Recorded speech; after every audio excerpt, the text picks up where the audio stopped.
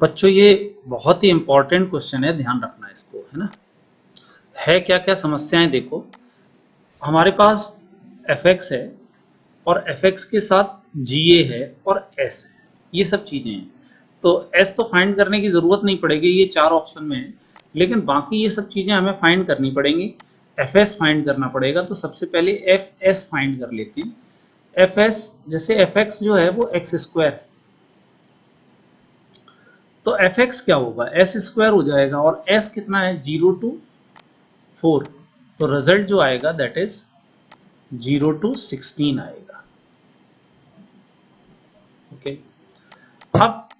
fs हमने find कर लिया और gs भी फाइंड कर ही लेते हैं, तो gs क्या होगा, तो देखो यहाँ ga है तो इसकी जगह s आ गया, तो इसी हिसाब से अगर हम चेंज करते जाएंगे तो क्या हो जाएगा, x belongs to real number such that fx belongs to a, यहाँ a था तो यहाँ s आ जाएगा, तो यहाँ पर आ गया s, और ये रिजल्ट जो आया ये आ गया fx बिलोंग्स टू s। तो इसका मतलब क्या हुआ कि fx belongs to s, fx कितना है, fx है x स्क्वायर, और ये बिलोंग कर रहा है 0 से 4 तक बिलोंग कर रहा है, तो x कितना निकल के आएगा इसके लिए, तो यहाँ पे जो x निकल के आएगा वो आएगा -2 से लेके 2 तक आएगा। ठीक, ये क्या निकल के आया, अपना gs निकल के आया, और gs इज -2 to 2।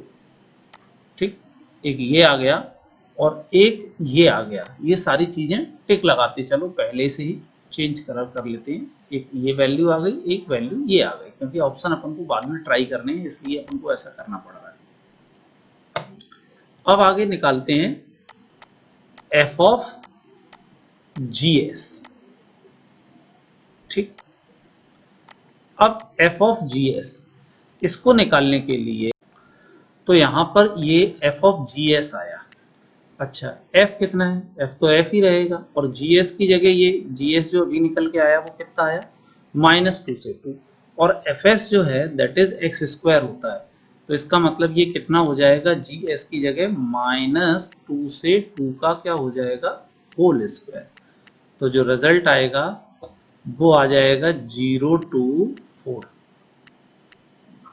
ये आ गया। इसको भी ध्यान में रखना है कि ये रिजल्ट क्या आया। ठीक, अब हमको एक और चीज जो फाइंड करनी है दैट इज लास्ट ही है, g ऑफ fs। अच्छा, ये इस हिसाब से चलें, इस हिसाब से जैसे यहाँ g a था तो g की जगह भी fs लग गया, तो ये चेंज कहाँ आता है, यहाँ a है तो ये तो सारा का सारा ऐसा ही लिखा रहता है, बस a की जगह वही चीज आ जाती है, तो fx किसके बराबर आ जाएगा, fx बिलोंग्स टू, देखो यहाँ पर fx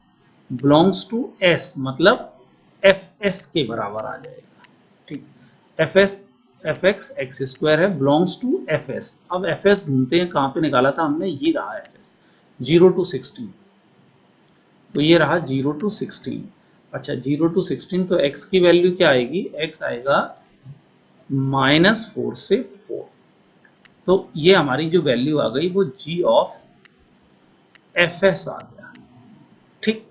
तो अब हमारे पास ये रहा, अब देखते हैं कौन इक्वल है कौन इक्वल नहीं है, इसमें ऑप्शन में जाना पड़ेगा। ऑप्शन क्या कह रहे हैं कि f ऑफ gs, देखो f ऑफ gs देखते हैं -4 से 4, ये रहा, कलर चेंज करते हैं थोड़ा सा, ध्यान देना, ये वाली वैल्यू। अच्छा, ये f ऑफ gs जो पहला ऑप्शन है, ये वाला, थोड़ा मुझे खुद ही नहीं दिख रहा, ये ऑप्शन है ये, तो f ऑफ gs जो है वो -4 से 4 है, और वो इसके fs के इक्वल है, तो fs कहाँ था हमारा, इसके बराबर 0 to 16 के इक्वल नहीं है,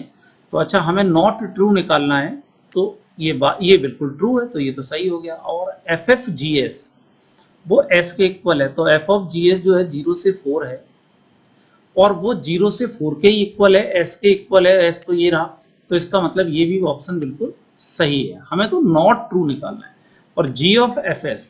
तो g ऑफ fs कहाँ निकल के आया, g ऑफ fs ये निकल के आया -4 से 4, जो किसके बराबर होना चाहिए, s के बराबर नहीं है, तो बात ये भी सही है कि ये भी s के बराबर नहीं है, तो बच्चों केवल लास्ट ऑप्शन ही सही है, क्योंकि जी ऑफ एस जी एस के बराबर है, और जी एस जो हमारा निकल के आया था वो निकल के आया था -2 से 2, और ये किसके निकल के आया माइनस, तो ये इक्वल नहीं है, जबकि यहाँ इक्वल बताया गया है, तो यही नॉट ट्रू है। तो -4 से 4, तो यहाँ पर ये नॉट ट्रू है, जबकि यहाँ ये ट्रू बताया गया है, तो हमको जो आंसर निकालना था वो नॉट ट्रू निकालना था, तो यही हमारा D is the right answer.